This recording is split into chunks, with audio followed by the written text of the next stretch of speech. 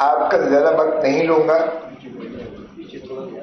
صرف اس بنا پر کہ عدلیہ کے ساتھ جو اس وقت 26ویں ترمیم کے ذریعے جس طرح اسے زیر نگی کر کے ایک ایگزیکٹو برانچ کا حصہ بنا دیا گیا ہے، میں سمجھتا ہوں یہ ایک ایسا بھونڈا مذاق ہے اس آئین کے ساتھ کہ اس آئین کی روح کو ہی مجروح کر کے رکھ دیا ہے.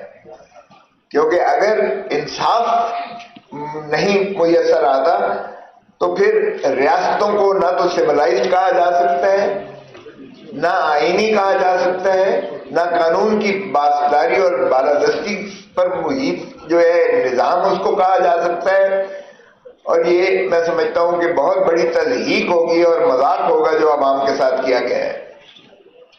پہلے بھی ایک غیر جمہوری دور میں، بلکہ اس وقت تو ایک جنرل پرویز مشرف کی تھی، اس وقت بھی 36 جج صاحبان سپریم کورٹ کے کیے گئے تھے، جسے ڈوگر کورٹ کے نام سے بہت مشہور شہرت ملی. پی سی او ججز کا نام انہیں دیا گیا. اب بھی 36 جج کر دیے گئے ہیں 17 سے. تو یہ جو جوڈیشل پیکنگ جب بھی کی گئی ہے، وہ نہ تو انصاف کے ایوانوں کو فروغ دینے کے لیے یا اس کو بہتر کرنے کے لیے، یا جو کہتے ہیں کہ پینڈنسی بہت التوا بہت بڑھ گیا ہے اور کیسز میں بہت بھرمار آ گئی ہے، یہ بالکل ایسا نہیں ہے. بلکہ ہمیشہ جب انہوں نے من پسند عدلیہ بنانی ہو اور من پسند اور مثبت فیصلے لینا ہو، تبھی اس طرح سے جوڈیشل پیکنگ کی جاتی ہے، عدلیہ میں بھرتیاں کی جاتی ہیں. اور پھر اس پر ترا یہ ہے کہ جب ججز خود سپریم کورٹ کے لکھ کے دیتے ہیں کہ پہلے 26ویں ترمیم کو فل کورٹ پہلے جانچ تو لے، کیونکہ نالش تو بہت پارٹیوں نے بھی کی ہوئی ہے اور دیگر اصحاب نے بھی اس کو چیلنج کیا ہوا ہے. گرانڈ نارم جسے کہتے ہیں، آئین کی روح کو اگر مجروح کرتی ہو آئینی ترمیم بھی، وہ بھی جو ہے وہ کالعدم متصور ہوتی ہے. یہ ایک ہمارا بنیادی اصول ہے جس کے ڈھانچے پر کوئی قدغن نہیں لگایا جا سکتا.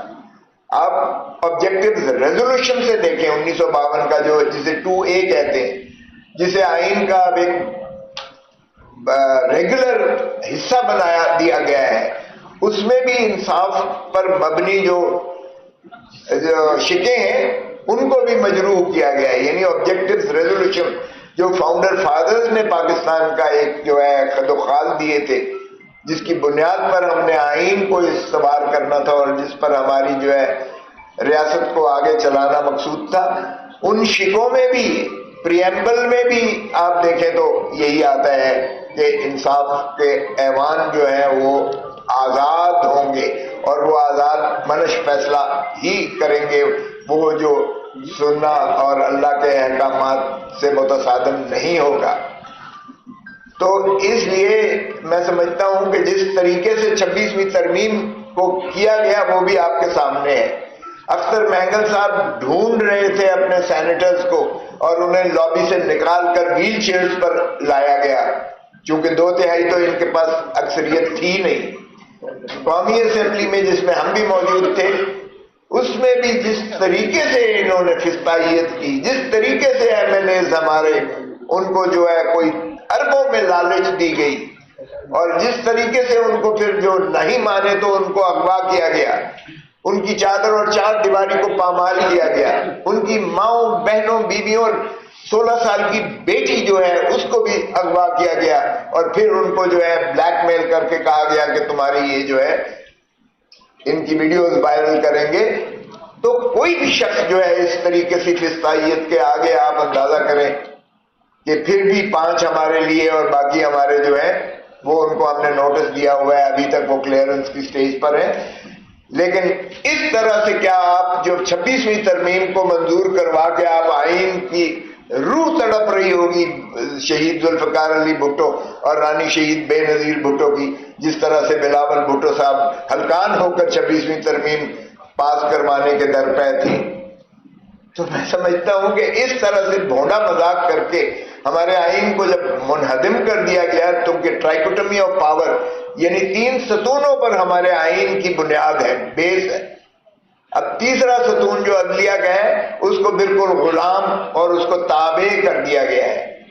حتیٰ کہ اس حد تک کیا گیا ہے کہ اگر اسلام آباد ہائی کورٹ کے جج صاحبان انہوں نے نالش کی اور شکایت کی کہ ہمارے گھروں پہ بھی جو ہے یہ انہوں نے ایک ایسے آلات لگائے ہوئے ہیں کہ ہماری پرائیویسی مجروح ہو رہی ہے، اور ہمارے بچوں کے بھی جو ہے انہوں نے ویڈیوز بنا رہے ہیں اور ان کی بھی جو ہے پیروی کر رہے ہیں، اور ہمیں آزادی سے اپنے فرائض منصبی ادا کرنے میں انتہائی دشواری ہو رہی ہے، یہ بھی آج تک جو ہے وہ سپریم کورٹ ابھی اس کو دیکھ رہی ہے اور فیصلہ نہیں کر سک رہے ہیں. اور الٹا ان پر لا کر ایک باہر سے جج صاحب کو لا کر اور اس کو ایکٹنگ چیف جسٹس بنا دیا گیا ہے تاکہ اسلام آباد ہائی کورٹ کو بھی اپنے قبضہ میں کیا جائے. اور نتیجتاً یہ ہے کہ ہمارے کیسز جو ہیں ایک مخصوص جماعت کے کیسز کو وہ لگانے سے بھی قاصر ہیں، اور لگاتے ہیں تو اعتراض میں لگاتے ہیں اور اس پہ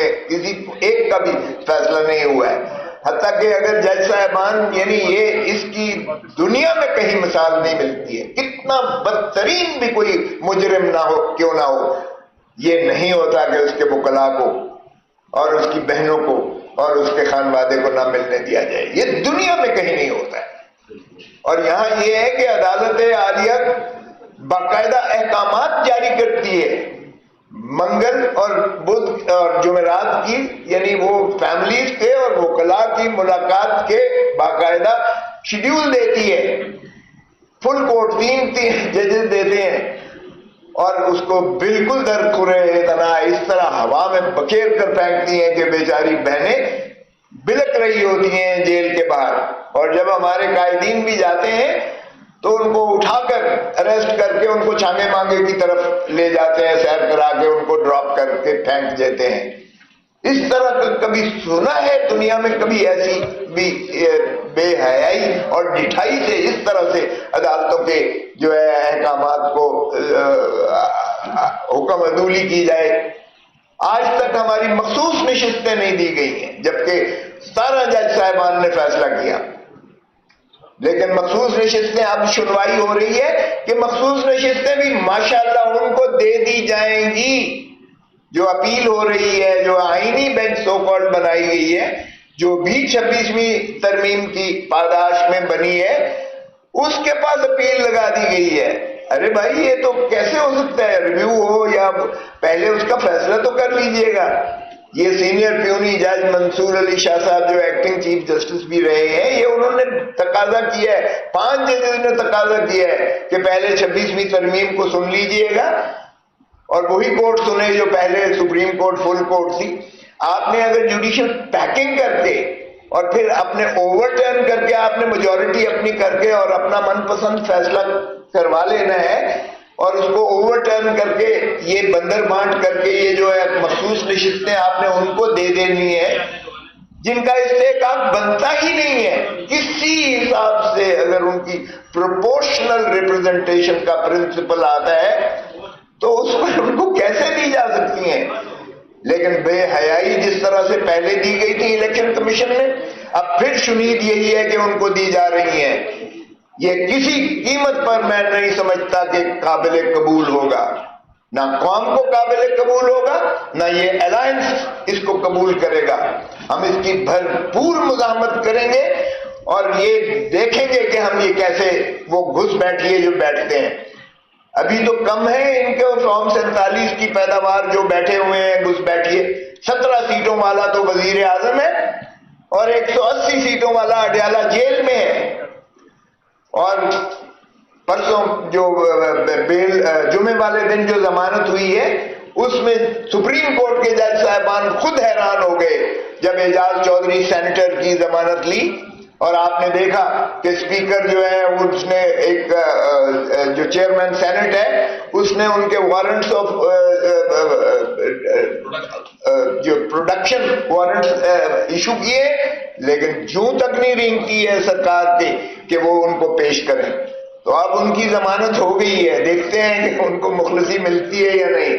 لیکن اس میں میں بتانا یہ چاہتا ہوں کہ سپریم کورٹ کی آبزرویشن تھی کہ یہ آپ کہتے ہیں کہ 7 کو انہوں نے جو ہے وہ سازش کی 7 مئی 2023 کو، اور پھر بنی گالا سوری اپنا یہ ادھر گھر سے نکلنے سے، لاہور سے گھر نکلنے سے 9 مئی کو آپ نے جو ہے زمان پارک میں سازش کی گھر جانے سے پہلے کہ اگر عمران خان کو گرفتار کیا جائے تو پھر آپ نے اس طرح سے جو ہے کرنا ہے. تو انہوں نے کہا یہ جو ہے یہ ایف آئی آر میں تو ہے نہیں. 9 تاریخ کا وقوع ہوتا ہے، 12 کو ایف آئی آر ہوتی ہے اور اس میں نامزد نہیں ہے. 1 مہینہ 1 دن کے بعد سپلیمنٹری تتمہ بیان میں آپ جو ہے یہ چیز لے کر آتے ہیں. آپ کو 1 مہینہ لگا یہ سوچنے میں. تو اس بیسس پہ کیا سپلیمنٹری سٹیٹمنٹ کی کوئی اہمیت افادیت ہے بھی صحیح کہ نہیں ہے؟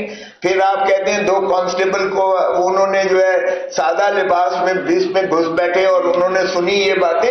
تو کیا یہ باور کرنے والی چیز ہے کہ اس طریقے سے اگر سازش ہو رہی ہے تو اس میں آپ کے سپاہیوں کو بٹھائیں گے وہ تاکہ وہ جا کے اپنا 1 مہینے کے بعد وہ اس قسم کی لغویات کوئی باتیں کریں؟ اور اس بنا پر آپ نے اعجاز چودھری کو 2 سال سے اندر رکھا ہوا ہے.